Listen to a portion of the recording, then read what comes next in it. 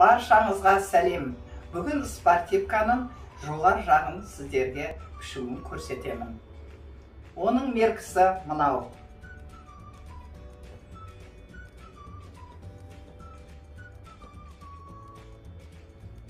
Міне енді біз қазір мынандай матамызды бұлай төсеп алдым.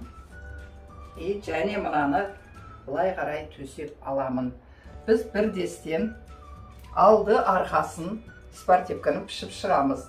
Мінекей мен бүктеп алдым. Енді мен ұзындығын салам. Менде ұзындығы 75 сантиметр. Мінекей 75-ті бет сызып аламын да. Бұлай сызып аламын. Міне сызып алдым. Енді бізге ең үлкен жеріміз мына бөксеміз. Бөксемізді бізде оба деп атайды, 50 сантиметр. Осы 50 сантиметрді алып, бұлай бүктеп көреміз. Мінекей менде мына жер болды. Мына мен артығыман аламын. Өйткені спортивка кең молдау болу керек. Бұл түймесіз спортивка. Міне енді бастаймыз. Біз матамызды дұрыстап төсеп алдық. Қалай істейтін бәрін шығардық. Енді қарап тұрсақ, жоғар жақтан пішеміз. Ошы деген ол мойны. Мойын менде, мінекей мойным менде 17 сантиметр. 17 сантиметрді мұнда алып қойып, бұлай қарай 4 сантиметрімді аламын да, етіп сызып аламын. Одан кейін бұлай түсіремін. Мінекей бүйтіп. Бұл иығымыз біздің 13 сантиметр. Міне иығы 13. Енді шығысы деген 38. Мінекей 38-ді алып алам. Бұл екі қолдың арасы. Мінекей енді бұлай қарай сызып аламыз. Бұл аралық бізде 20 сантиметр болады. Мінекей енді қазір мен осылай қырқып аламын. Мен бұлай қырқудың орнына менде иығы спушенный болады. Мен оны бұлай түзу түсіріп, міне бұлай қырқып шығамын. Үсті біздікі пішіліп шығады. Үнікейін алды артында көрсетеміз сіздерге. Мінекей қазір осылай қырқып аламыз.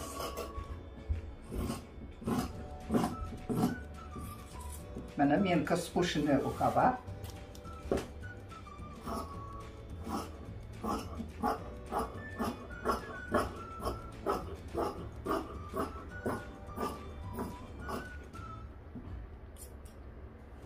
Мына қырқып алдым. Енді мына жерін қырқып тастайым.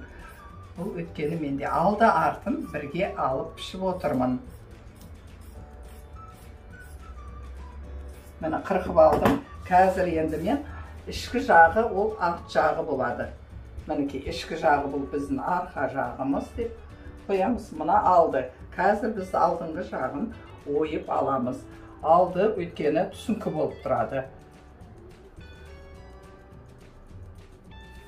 Міне алдымызды біз 8 емес, мен 10 сантиметрдей аламын. Даже 12 сантиметрдей аламын. Міне 12 сантиметрдей алдым. Осыны бұлай ойып аламын әзір.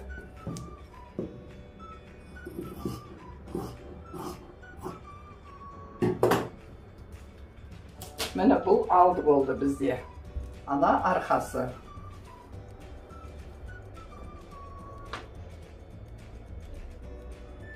Міне бұны пішіп алдық. Енді біз қолын көрсетемін. Мінекей осы екі қабат матамыз бүйтіп тұрған. Біз қазір осы екі қабат матамызды алып, бұлай бүктейміз. Мінекей бүктеп алдым. Енді өзіме қаратып аламын.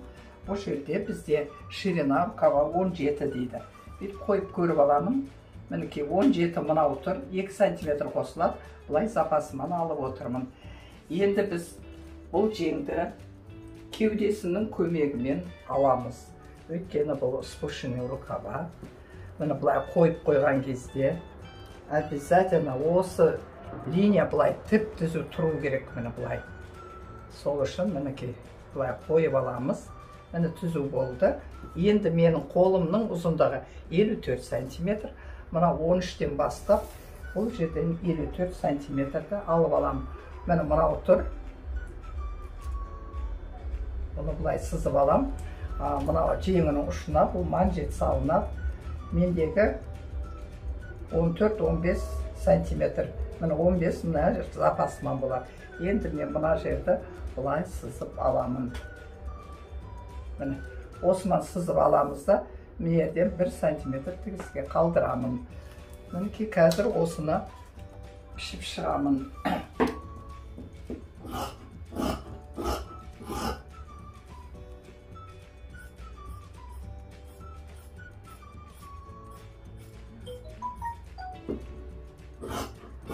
Мына жерден 1 сантиметр запас алдым.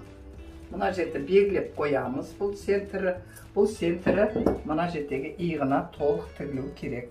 Міне сол кезде осындай жеңі шығады.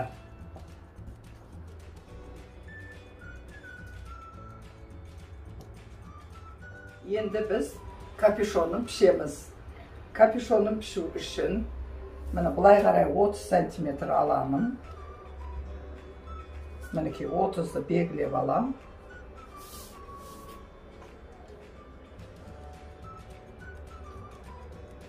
Мінекей бұлай қарай да 30 аламын. Міне бұлай 30 алам енді бұяғында.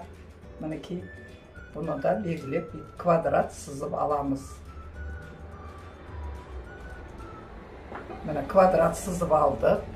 Енді біз мына квадраттан 8 сантиметрде алып, осы екеуінің ортасынан, мына екеуінің ортасын белгілеп, осыдан бетіп жұмырлап қосамыз. Мына жерден 1-2 сантиметрде бетіп ішкерге қарай аламыз. Міне капюшоны думалақ болып шықты.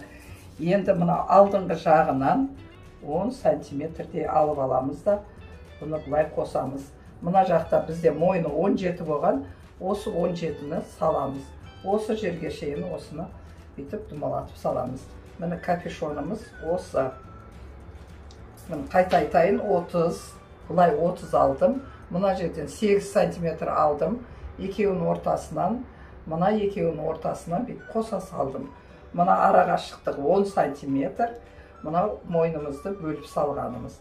Міне қазір осыны қырқып аламыз.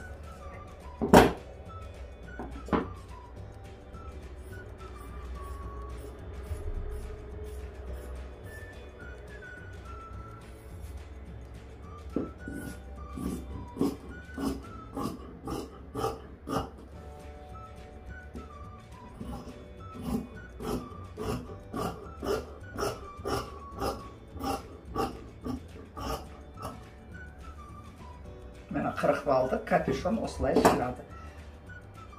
Мінекей біз капюшонды да пішіп алдық. Қазір мен етегінің манжетін және мына қолының манжетін аламын. Етегінің манжетін алу үшін бұлай 11 сантиметрде алып аламыз. Әркім өз қалауы. Мен 11 сантиметр алдым. Менің бөксем мына жерде 50 болған, сәл кеңге болу керек, сол үшін мен 54 сантиметр алып алдым бейді. Мінекей, бұл біреуі алдыңғы жағы, біреуі артқы жағы болады. Осылай мен бұны қырқып аламын.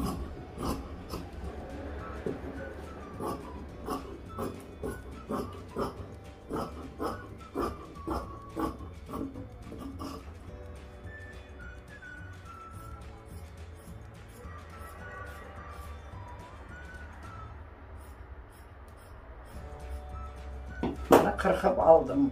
Енді қазір қолының манжетін алып аламыз. Қолының манжеті де солай 11 сантиметрден аламын. Менің манжетім қолымның несі 12-13 болған. Енді біз осыны алып аламыз. Мынаусын 11 сантиметр қылдым. Значит, 13-13-те менде 26 сантиметр болады, готов. Мен 28 сантиметр тігіспен қосып алдым.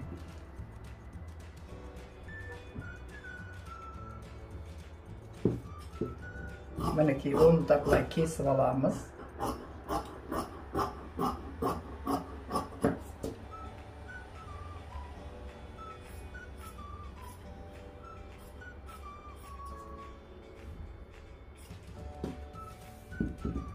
Міне бұл манжетіміз былай бүктелініп, былай тұрады. Менде мына қатты артық болып кеткен. Қазір көлемі қанша сантиметр? 13 екен. Осы 13 сантиметр менің манжетім. Қалғанын алып тастаймын. Мінекей. Біз манжетін несін алды. Енді бізге керегі мына алдымызға қалта керек. Ол қалтаны осы